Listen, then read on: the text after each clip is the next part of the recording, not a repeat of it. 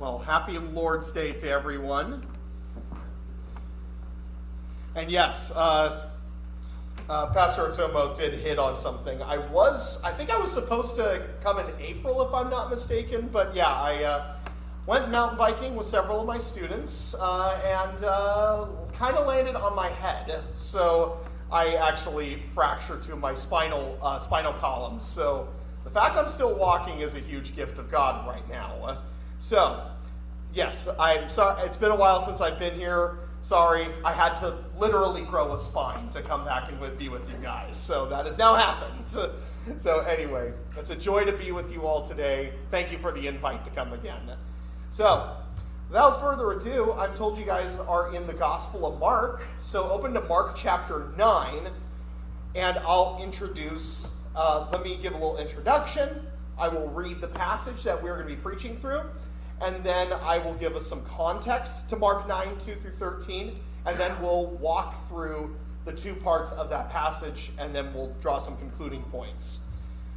So, in way of introduction, there's a rule when it comes to writing stories. When it comes to writing stories, now specifically, this rule was coined by the famous playwright Anton Chekhov.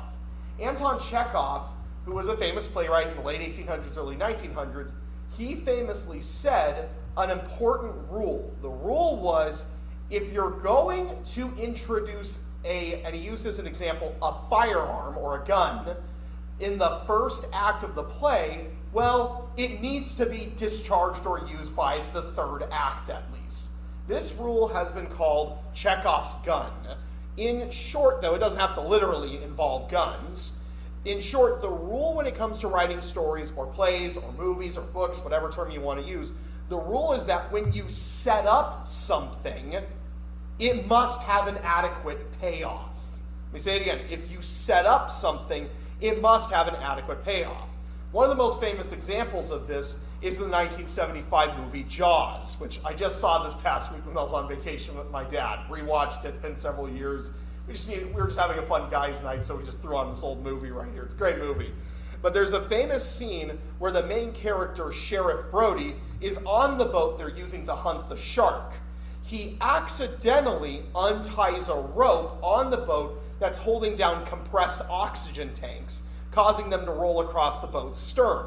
To this, the marine biologist, Hooper, who brought the tanks with them, reprimands Brody angrily. Specifically, he warns Brody that those tanks could blow up the whole boat if they are ruptured. We learn from this scene, again, it's a little throwaway scene lasting only about 10 seconds. But we learn from that scene that the tanks are potentially deadly and would cause a large explosion. Okay, that's setup. That's setup right there. The payoff comes at the movie's climax, where Brody throws one of those tanks into the mouth of the shark, which he then ruptures with a shot from his M1 Garand rifle, doing guess what? Blowing up the shark. That is the payoff. And by the way, if you're thinking that's spoiler, the movie's been out for 49 years. Sorry. Yeah, so your problem if you haven't seen it yet. But anyway, but you see the point right there. That's setup, and then very explosive payoff at the end right there. But you see the point. If there was no setup to the tanks, the climactic moment would have been entirely out of left field and not a worthy payoff. Just like the shark blew up, that makes no sense. What on earth just happened there? But at the same time, if there had been no payoff, the setup with the tanks would have been a random scene and wasted the audience's time. Okay, he knocked the tanks over. Do they show up later in the movie? No. Well, then there was no payoff. So you see the rule. Setup, payoff. Well, that's the rule of Chekhov's gun. And in this passage in the Gospel of Mark, we get the setup for something to happen later in the Gospel. And we also get the payoff from a previous prophecy made in the Old Testament. So we're actually getting two of them in this passage. We get setup for a later payoff, and we're getting payoff for an earlier prophecy set up in the Old Testament. And both center around the figure of Elijah. So you can call this Elijah's gun, if you will, in this case. So with that in mind, let me go ahead and read Mark 9, 2 through 13 for us. And after 6 days, Jesus took with him Peter and James and John and led them up a high mountain by themselves, and he was transfigured before them. And his clothes became radiant, intensely white, as no one on earth could bleach them. And there appeared to them Elijah with Moses, and they were talking with Jesus. And Peter said to Jesus, "Rabbi, it is good that we are here. Let us make 3 tents, one for you and one for Moses and one for Elijah." For he did not know what to say, for they were terrified. And a cloud overshadowed them, and a voice came out of the cloud, "This is my beloved Son, listen to him." And suddenly, looking around, they no longer saw anyone with them but Jesus only. And as they were coming down the mountain, he charged them to tell no one what they had seen until the Son of Man had risen from the dead. So they kept the matter to themselves, questioning what this rising from the dead might mean. And they asked him, "Why do the scribes say that first Elijah must come?" And he said to them, "Elijah does come first to restore all things. And how is it written of the Son of Man that he should suffer many things and be treated with contempt? But I tell you that Elijah has come, and they did to him whatever they pleased, as it is written of him." So that's the reading of our passage. Now let's set some context, both for the Gospel of Mark and surrounding this passage, before we actually walk through it verse by verse. So first, why don't we just start off with, what is the theme of the Gospel of Mark?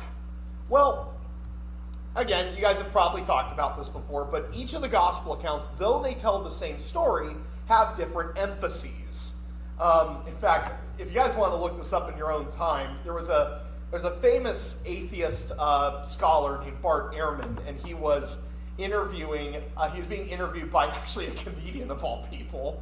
And he actually said one of the reasons the Gospels aren't true is because, well, Mark so clearly emphasizes this part, and Luke so clearly emphasizes this part in the same story. So clearly the whole thing must be false. And the comedian said what I think everyone is thinking as they listen to that, which is, isn't Jesus so big of a person that you need 4 books to get all of who he is?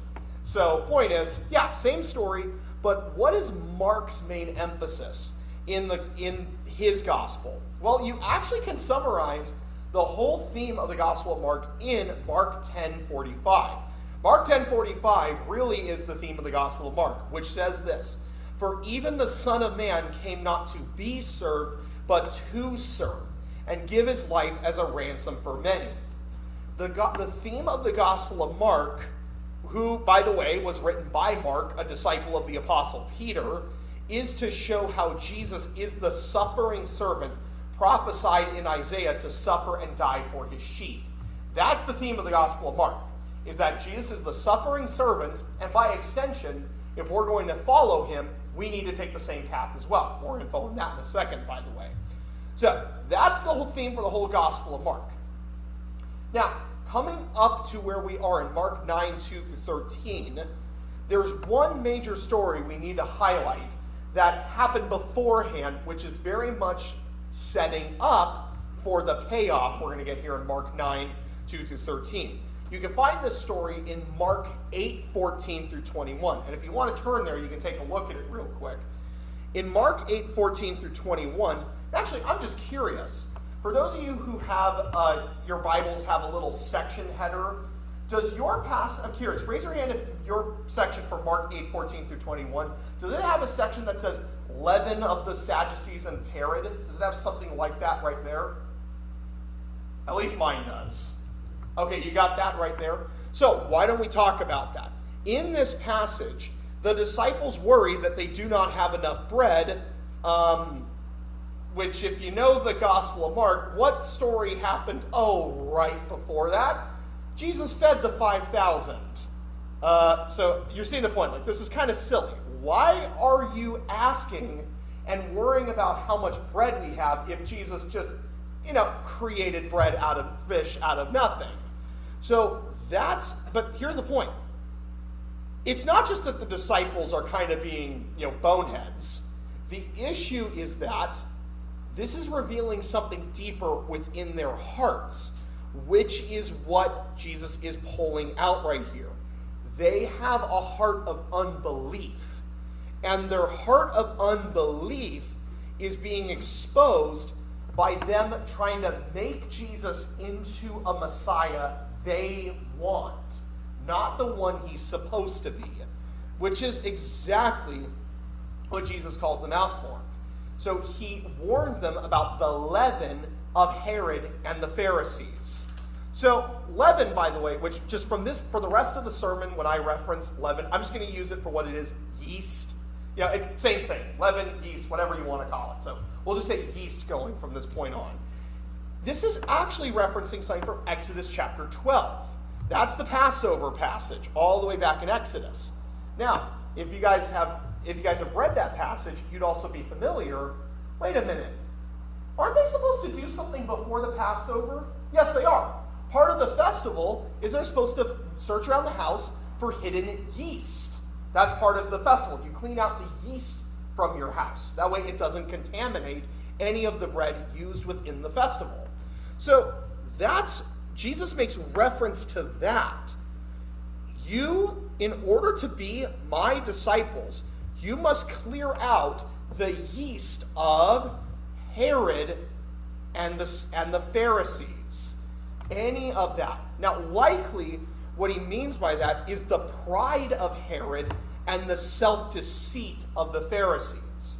If you want to dig more into the yeast that he's referencing, check out Mark 6:14 through 29, and you'll get a really good taste of the yeast of Herod's pride, cutting off John the Baptist's head.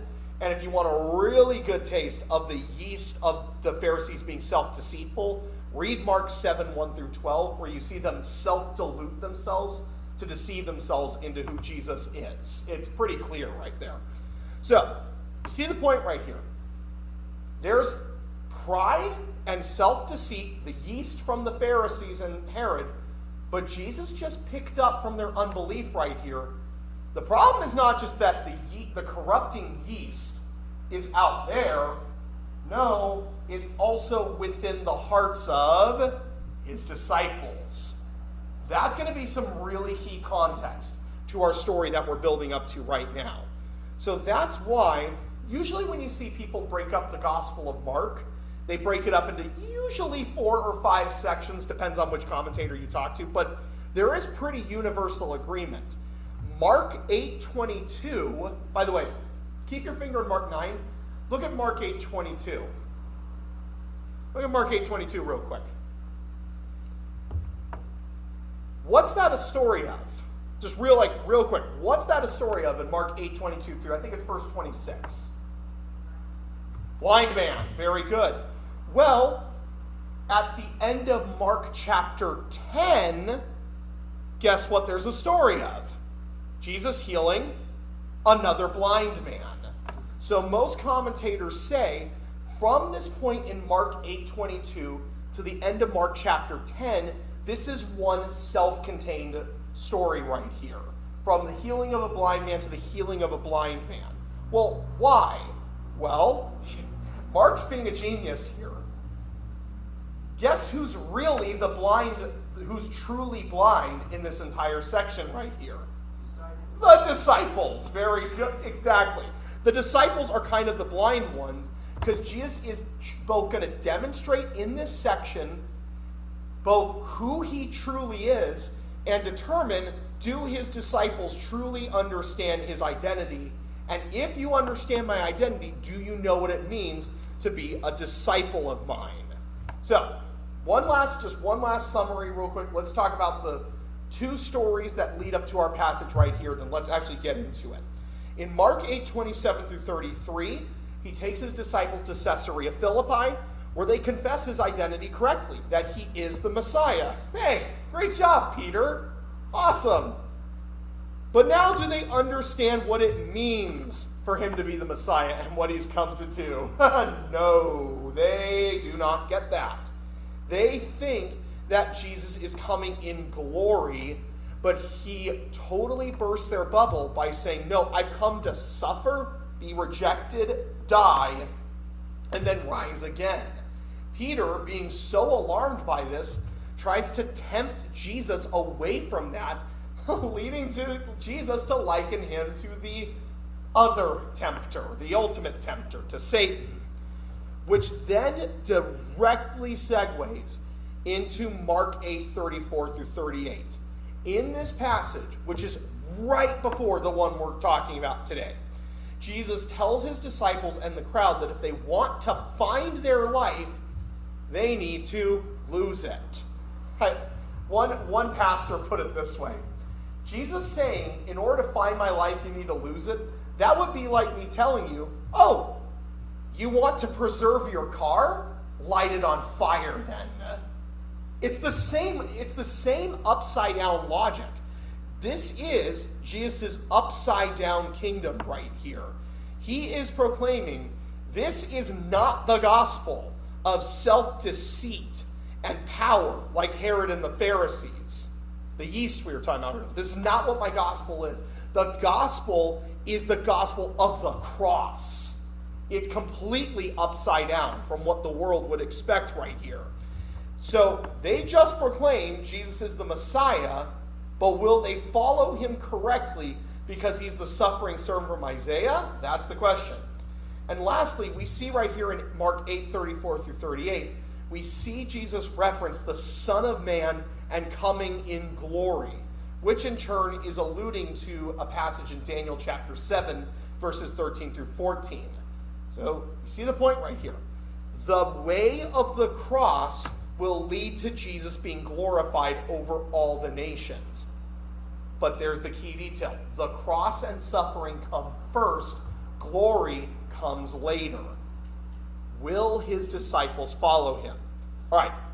So that's the context of Mark 9, 2 through 13.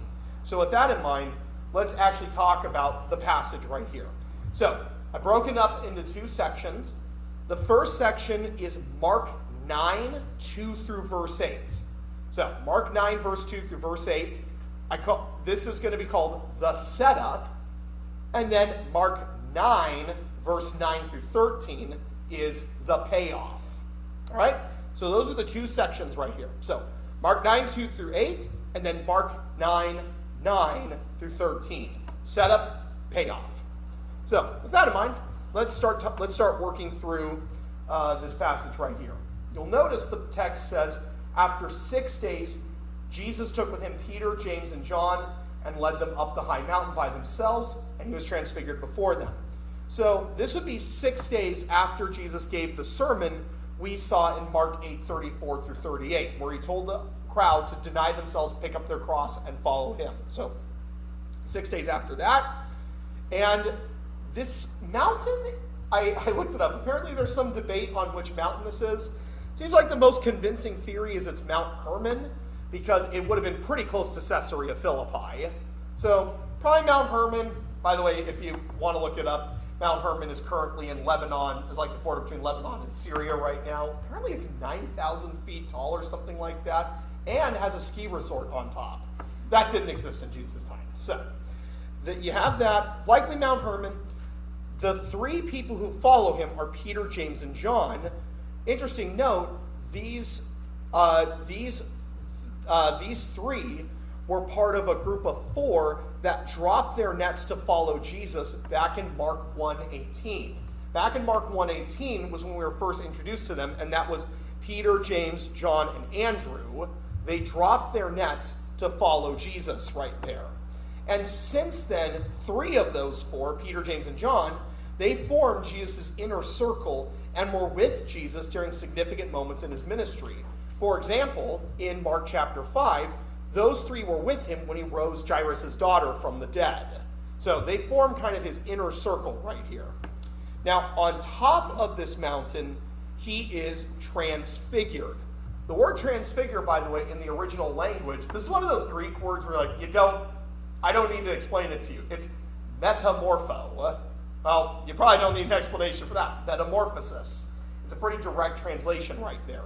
So Jesus is transfigured before them, revealing his divine glory. By the way, just a quick side note, Joey and Matthias will probably smirk at this. One heresy to avoid, this is the heresy of the prosperity gospel. Interesting note, the prosperity gospel heresy is completely built around this false belief that Jesus gave up his divinity when he became a man. So like he emptied his divinity in order to become a man. How could he do that if he just got transfigured? This is a great passage to use if someone says, Jesus stopped being God when he was on earth. Did he? No, he didn't. He clearly is seen right here. He unveils his divinity, or to quote the Christmas carol that we all know, Hark the Herald Angels Sing, veiled in flesh, the Godhead see. Hail the incarnate deity. So that's what's going on here. He pulls back the veil to show the glory he has had for all of eternity right here. Oh, by the way, haven't we seen this before in the Bible before? Someone is on top of a mountain and they see the glory of God. Where have we seen this before? Moses. We've seen this with Moses, which, wait, doesn't he show up in the passage? Yeah, he kind of does. We'll get to that in a moment. So here's the difference, but there's a key difference to this. Moses went on top of the mountain, saw the glory of God, and reflected the glory of God to the people at the bottom. Jesus, on the other hand, doesn't have to reflect glory because he is the glory of God. So that's the key difference. It sounds like the Moses story, but it's a different category altogether right here. It rhymes, but it's not the same song. This is Jesus showing the glory he's always had. So it reveals who he is. Only God is described radiating glory white as snow. If you want to read that, read Psalm 104 and Daniel chapter 7. Only God is described radiating glory white as snow. So that's Jesus, and we've already mentioned this. Two others show up, Elijah and Moses. Okay, why Elijah and Moses? Why did these guys show up? Well, there's really three reasons why Elijah and Moses show up in this passage. Number one, Elijah and Moses both met God on Mount Sinai. That's a key detail. Wait, but Kevin, I've read 1 Kings. Doesn't it say that Elijah met God at Mount Horeb? Yeah. Horeb and Sinai are the same mountain. Just a cool little detail. It's just whichever one you want to use. So yeah, both Elijah and Moses went to the top of Horeb, Sinai, whichever one you want to call it, and they met God there. God spoke to both of them. So here they are on another mountain with God speaking to them. So that's one reason. Here's the second. Elijah represents the prophets, and Moses represents the law. And you guys, as you've read the New Testament, you probably see that phrase referenced a lot. In the law and the prophets, in the law and the prophets, in the law and the prophets. That's their way of saying the Old Testament. That's the collective way of saying the Old Testament, the law and the prophets. Sometimes you have an addition and the writings, but usually law and the prophets. So as a result of that, you have the one representing the prophets and one representing the law. So it's essentially the entire Old Testament is right there bearing witness that Jesus is the one that it was preparing the way for. Kind of like a handoff, if you will. But there's another reason. Here's a key detail. Now, this requires us to zero in on Moses. We'll zero on Elijah in just a second, but let's zero in on Moses. Moses led the Exodus. Wait, didn't Jesus just a little bit earlier make reference to leaven and having to clear out the house in preparation for the Exodus? Yeah, there's a reason for that. Moses led the first Exodus. Jesus is getting ready to lead the second one. More info on that in just a moment. But that's one of the reasons Moses shows up here. So that's verses 2 through 4. That's verses 2 through 4. Now let's talk about verses 5 through 6. Peter, if you think this comes out of left field, Peter saying, can I build a tent for you and Moses and Elijah. If you think that's a little random and inappropriate to ask that question, that's because it is. That's because it is completely out of place to do that. Yeah, he probably thought, oh yeah, the kingdom's coming right now. We're about to go crush some Roman skulls right now, so let's build a tent. But the text also tells us Peter was frightened, which means he's also probably saying this because he doesn't know what to say, so he just says what's on his mind. Not a good life skill, I've been told, to just speak your mind. And as a result of this, you see the point, he misses the fact that Jesus is completely superior to both Moses and Elijah. This is what the scene is supposed to evoke. Jesus is greater than Elijah and Moses, but his whole point is, y'all want to stick around for a little bit? He's clearly missing the point right here.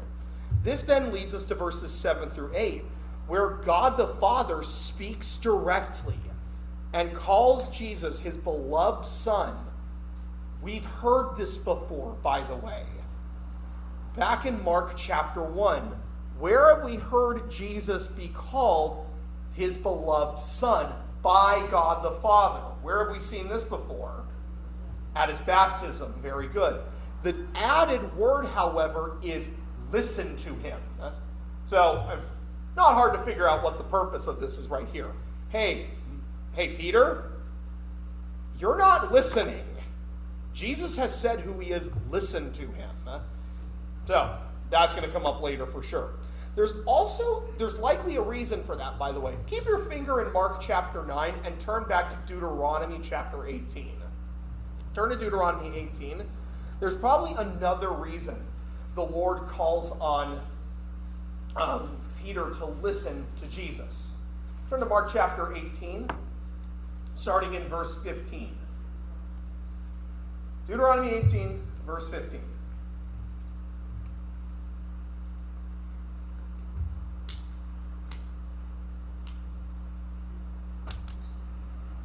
All right, let me go ahead and read that out loud for us. So Deuteronomy 18, verse 15. The Lord your God will raise up for you a prophet like me from among you, from among your brothers. It is to him you shall listen. So this is a prophecy that there's going to come a prophet who is greater than Moses, and when he shows up, you better listen to him. So, this is Moses confirming Jesus is greater than him, and God the Father reinforcing Deuteronomy 18, verse 15. Listen to him.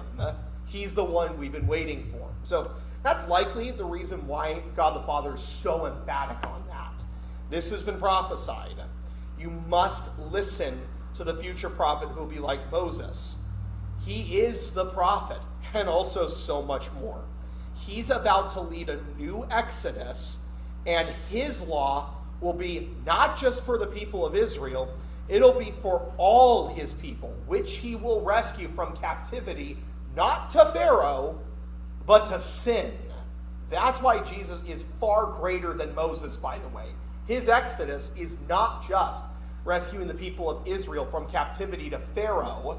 It is going to be for all people from every tribe, tongue, and nation from the great oppressor, sin. That is why Jesus is greater than Moses, because he leads this great coming exodus right here. So, at that moment, after God the Father speaks, the dust settles, Jesus is standing before them in the form that they're used to seeing him in, and they start meandering down the mountain. Oh, sound like Moses going down the mountain, by the way? Oh, by the way, I'm guessing next Sunday you guys will be in Mark 9, starting in verse 14. Just remember this. Jesus comes down the mountain, and the crowds are arguing. Sound familiar?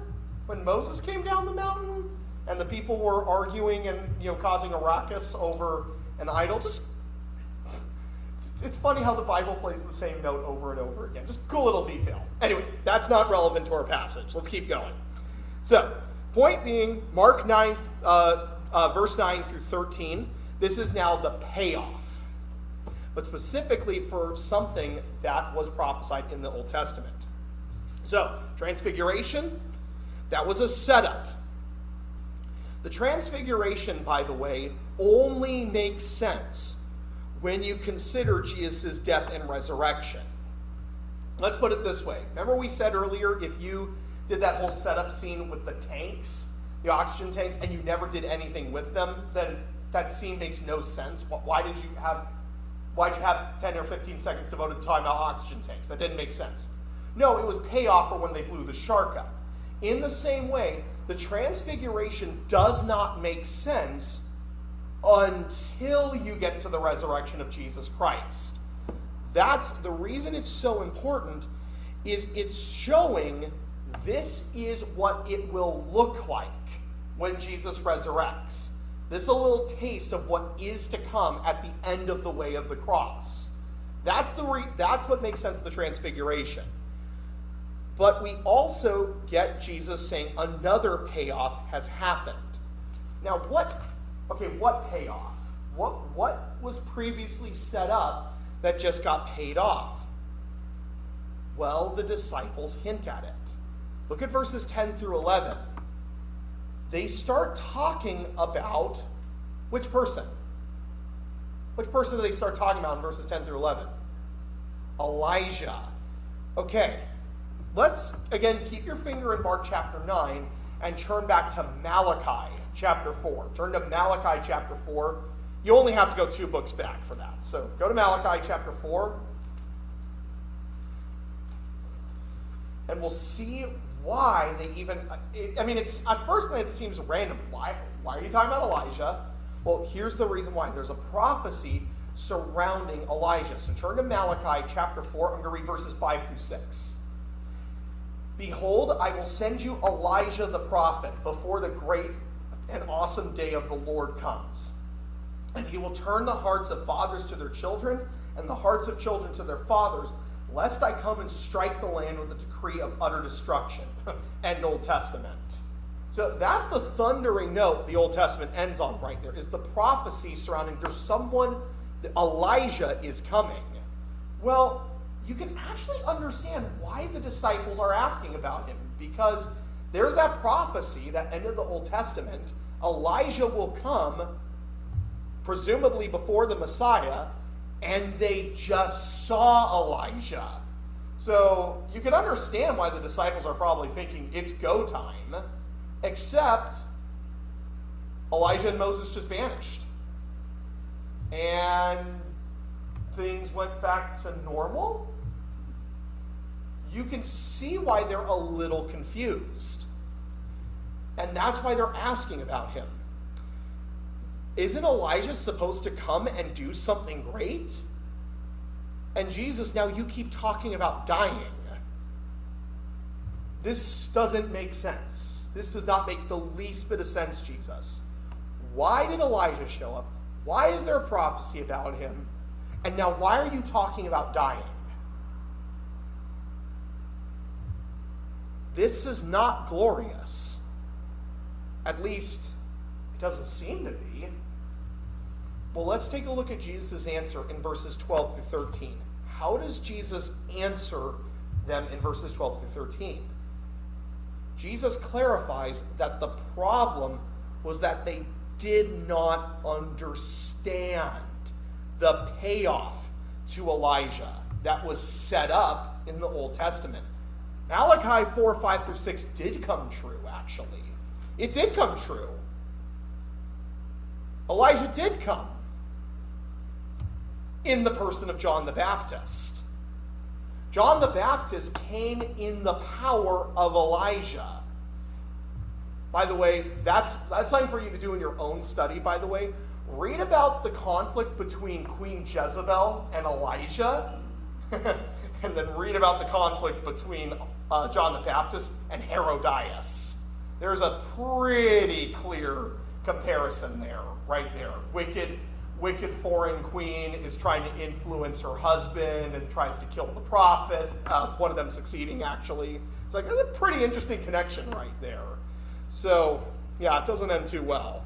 But anyway, here's the thing though. John the Baptist did do a great thing. The great thing he did is he prepared the way for the one who would restore all things by redeeming his people. But wait, how is Jesus going to redeem his people? He's just told us. Jesus is going to redeem his people by suffering and dying, because he's the suffering servant from Isaiah. He will suffer for his people, and guess what that means? Because the Messiah is supposed to suffer and die, the prophet who announced his coming also suffered and died. That's what Elijah did. He announced the coming of the suffering servant, and then actually became his ultimate first disciple by suffering just like his Messiah that he proclaimed right there. That's what's going on right there. This is Jesus' upside-down kingdom on full display. He who loses his life will find it. Jesus warned his disciples about the yeast of Herod and the Pharisees before, and here it is once again. That yeast actually killed John, if you think about it. Think about it. The gospel of power that Herod exemplified was the one that lobbed off John the Baptist's head. And the false gospel of self-deceit, blinding ourselves, caused the Pharisees to say, or essentially do this. Oh no, we didn't. We're not. That's Herod's affair right there. We don't care. That's what those false gospels ultimately lead to right there. They killed John. Oh, and also, they're going to kill Jesus too. The yeast of Herod and the Pharisees, Herod and the Pharisees, kill John, but they'll also kill Jesus as well. That's what Jesus has been warns them about in this passage. So in summary, John the Baptist was the payoff to the setup about Elijah preparing the way for the Messiah. And John the Baptist exemplified a true disciple by following the path of the cross. That's how Jesus answers their question right there about, wait, what about Elijah? Well, there's your answer right there. He did what he was prophesied to do, and he exemplifies what a true disciple is right there. So, by the way, it does end a little abruptly. That's kind of an abrupt ending right there. But that's what the rest of Mark 9 and 10 are going to show. Who is this Jesus? And is he worth dying for? Or I should rather say, is he worth dying like he did? That's what the rest of Mark is going to show. So let's make just some concluding points, and then we'll call it a day. So, first point, Jesus has set up what is going to come. He was shown to be radiant in glory and splendor on the Mount of Transfiguration, so much, though, that it silenced all who saw him. And the prophets of the Old Testament were shown to be inferior to him, and that will all lead up to the payoff after the resurrection. And in many ways right now, we do await the final payoff.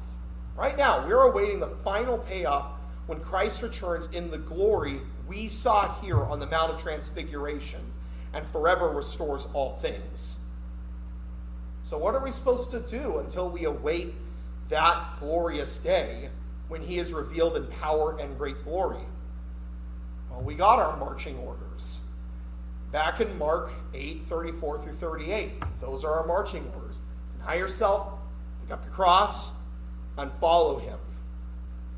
The problem is, we often do not want to deny ourselves or follow the path of the cross. There's an Australian pastor, his name is Steve McAlpine. He wrote a fantastic book I would encourage you all to read. It's called Being the Bad Guys. It's a great book. It's about 150 pages, and it's just a sweet read. Also, he's Australian, so he automatically sounds cooler than us. Irrelevant to our point. Here's the point about his book, Being the Bad Guys. He's talking about how Christianity is often viewed not as neutral anymore, but hostile in a post-Christian world. Because, Australia is 10 years further down the culture than we are. We're just Australia is what we will be in 10 years, essentially is his point right here. But here's something he says, quote, "The call of the gospel is suffer now and receive glory later. But we often want glory now and suffer never." It's such a great quote. So let me say it again. Suffer now and receive glory later, but we often want glory now and suffer never. That's often what we want. But we must do the first. The path of the cross will protect us from the yeast of the Pharisees and Herod, the false and self-deceit of power. That's what protects us from the corrupting influence of those, is the path of the cross. There's a recent hymn written by Laura Story called "Come Unto Jesus." It's a great, great new song, by the way. It says it best in one of its stanzas right here. "Come now and follow him, this life forsaking. All that was gain count as nothing but loss. Trade all this world for his kingdom unfading. Come unto Jesus and take up your cross. Life everlasting he offers to us." Great line right there. And it's true. The way of the cross, exactly, the way to life everlasting. The way to immediate comfort is the path of Herod and the Pharisees, which is the way to hell. That's what Jesus has set up right here. Our Lord has set up what is to come by giving us a glimpse of the power to be revealed. Now we await the payoff by following the suffering servant on the path of the cross. That's what the Transfiguration passage is showing us. Let's go ahead and pray, and then we'll proceed with the service. Father, Lord, I fully confess that too. I so often reflect that in my day-to-day Christian life. Glory now, suffer never. Even though I know that's a false gospel, oh, how my heart yearns for that. Lord, please remind us of the glory of Christ, what is to be revealed. And I pray that would give us a yearning to suffer now in light of the glory that is to be revealed. Help us to see that what Peter, James, and John saw on the Mount of Transfiguration, we will one day behold that forever. And thus protect us from the temptation to self-deceit and the desire for power. If the disciples could be tempted towards that, so can we, O Lord. But until then, O Lord, help us to remember what has been set up, as the payoff to the glory that will be revealed will be beyond measure. So I pray all this in the name of the Father, the Son, and the Holy Spirit. Amen.